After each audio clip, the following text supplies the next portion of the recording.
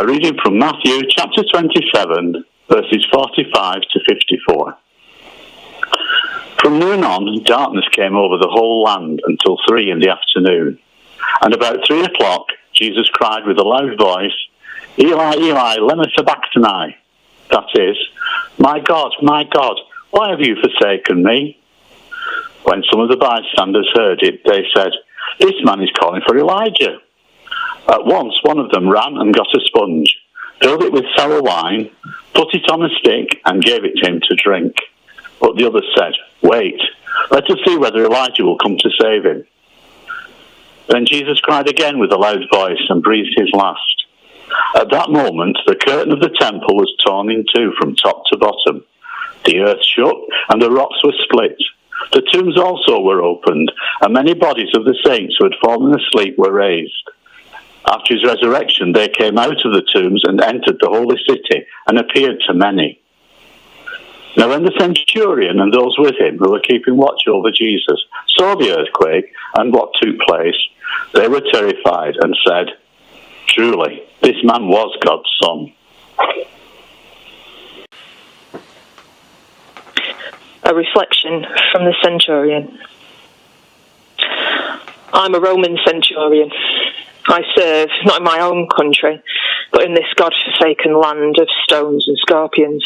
I have about 100 men in my command, but don't be impressed. I'm just a grunt in the Roman army. I do whatever I'm told.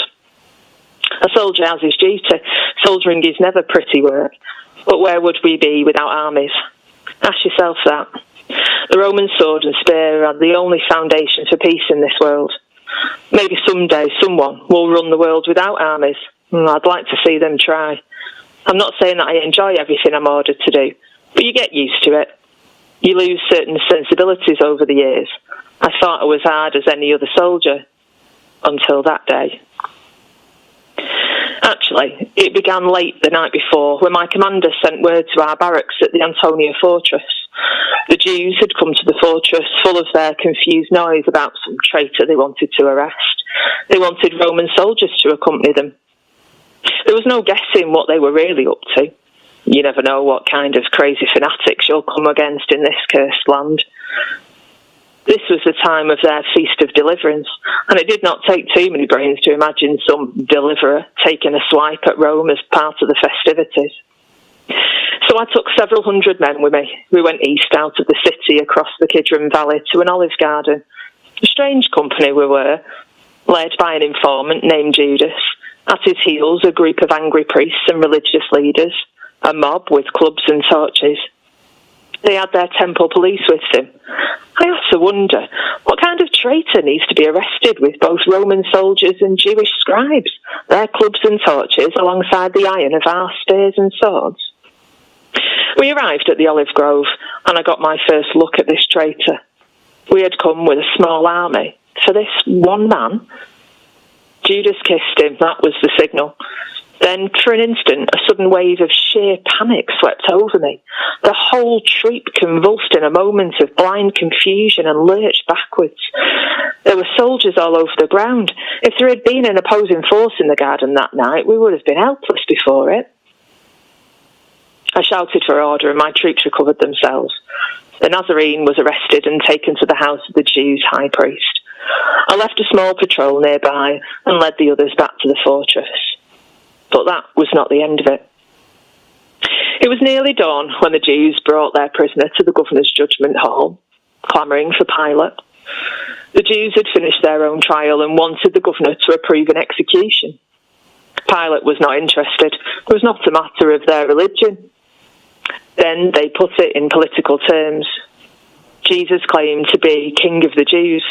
They demanded that Pilate sentence him to death for treason against Caesar. It was easy to see that this man was no threat to Rome. The governor was not convinced that Jesus was guilty of any capital crime. But Pilate wanted to appease the Jews, so he told me to have the Nazarene flogged. I gave the nod. My men scourged him, opening his back to deep wounds, shredding the flesh until pieces. Well, if you've ever seen a Roman flogging, you don't need my words. But the scourging was not enough for the Jews. They screamed for his crucifixion. Pilate finally gave in. The men enjoyed the sport. First we took him into the praetorium and gathered the whole battalion. They mocked the prisoner because he said he was the king of the Jews. One of them pulled some thorns beside the wall and fashioned a crown.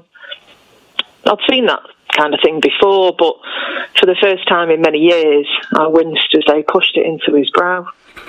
They slapped him, spat upon him, ridiculed him. I knew we were doing the right thing, and I fought against the new feelings inside. You must rule with power and fear, or you cannot rule. Well, at least that is what we'd always been taught. I led the execution detail to the hill outside of town.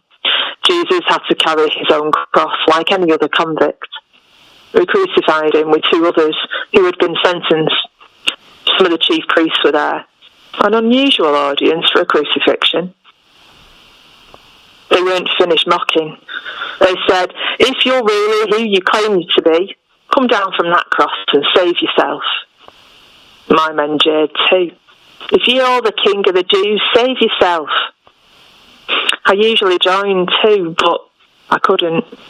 This man was no criminal, and he didn't whimper or plead like the others. I've never seen anyone who knew how to die. No cursing, no spite, no fear. I mean, everyone loses their nerve or struggles or whimpers. It's only natural. But not him. I don't mean he didn't suffer. Everyone suffers. It's just the way he took it. They curse or they cry. They blaspheme their gods. I've seen the toughest criminals terrified. You find out what a man really believes at the cross. You see who he is. And this one was different. The funny feeling I had at the scourging grew in me, stronger than ever. Even though I had been trained to believe that crucifixion was the only way to rule, that it was the final solution for all human crime. But watching him on that cross, this was not Roman justice. At midday, the darkness came, and I don't mean the sun was shaded, I mean inky darkness. Many of the spectators lost their nerve and left, but of course an execution guard has to remain until the prisoners are dead. Obviously, we can't let a prisoner's friend get them down before the work is done. We usually rotate watches because the strong ones can last 2 or 3 days. But as the hours passed, I could see that this man was really close. I stood close and watched. He looked upward and said, "Father, into your hands I commit my spirit." And then he died.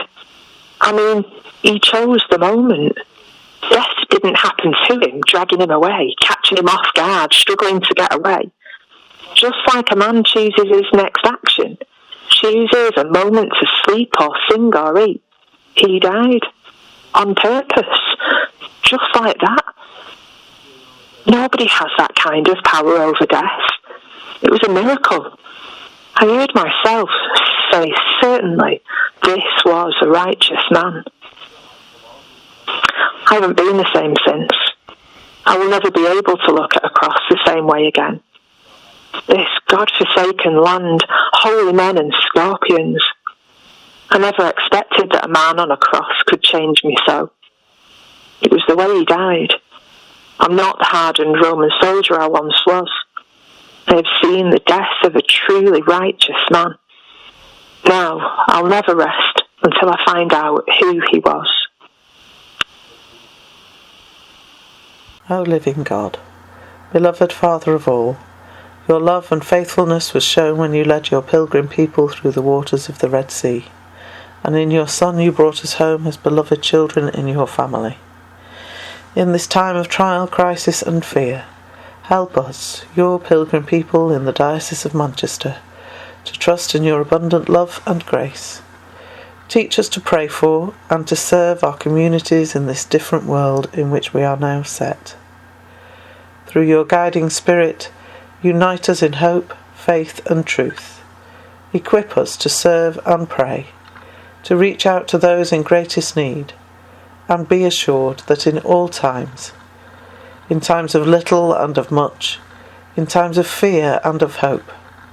Your Son always goes ahead, revealing to us the way of love. Amen. The Lord bless you and keep you. The Lord make his face to shine upon you and be gracious to you. The Lord lift up his countenance upon you and give you peace. Amen.